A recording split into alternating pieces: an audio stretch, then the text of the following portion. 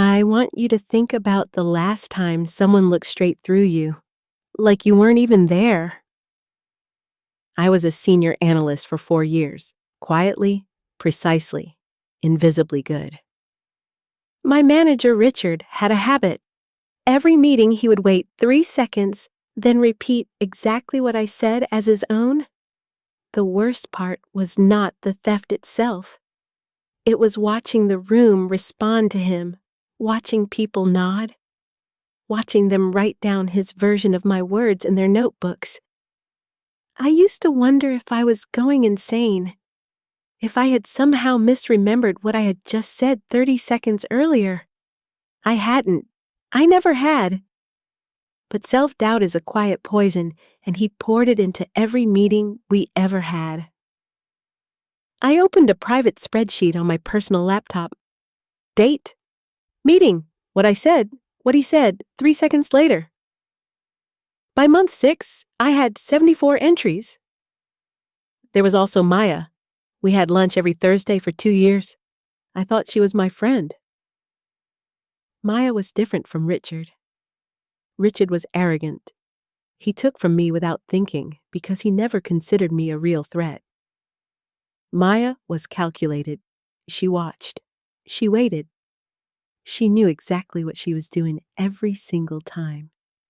In some ways, that was harder to accept because I had genuinely liked her. I had told her things. I had trusted her with ideas before they were finished, before they were protected, before I knew I needed to protect them at all. 3 days later, Maya and Richard presented their strategy to the board. Slide by slide, my words, my numbers, my structure. I walked back to my desk. I closed the laptop. I looked out the window for a long time, and I made a decision. I want to be honest about what that moment felt like. It did not feel powerful. Not yet. It felt like something closing, like a door you know you will never open again. I sat at that desk for 11 minutes. I know because I watched the clock. And I went through every version of how this could play out.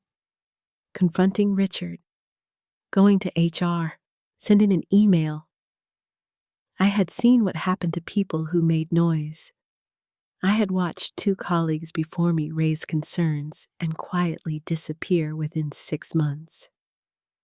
No, that was not my path.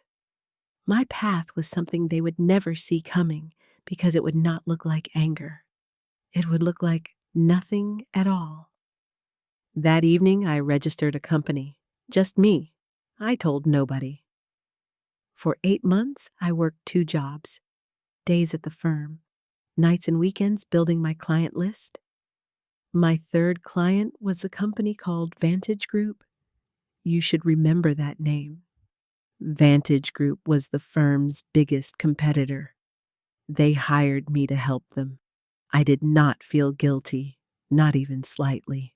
I need you to understand something about those 8 months.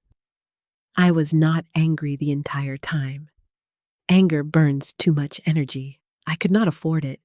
What I had instead was something colder and more useful. Clarity. Every morning I woke up and I knew exactly what I was building and exactly why. That kind of focus is rare.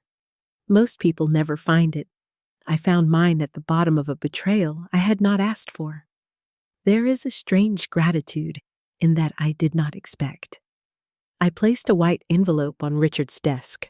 One line inside, "Thank you for everything you taught me, especially what not to do." I walked to Maya's desk. I looked at her. She asked if I was okay. I said, "Better than I've ever been." By 3 p.m. that day, the firm received formal notice. 3 anchor accounts. I was leading the transition team. People have asked me since, do I regret not saying something sooner? Not confronting them? Not exposing them openly? No, here is why. A confrontation would have been about them. It would have put them at the center of my story one more time. What I did instead kept them completely irrelevant to my outcome. They did not get to be the villain in my story. They got to be a footnote. There is no better revenge than that. Richard called 4 times. I answered the last one. I said, "You answered that question every time you took credit for my work." I didn't celebrate. I went home, made dinner, watched a film. Some endings don't need noise.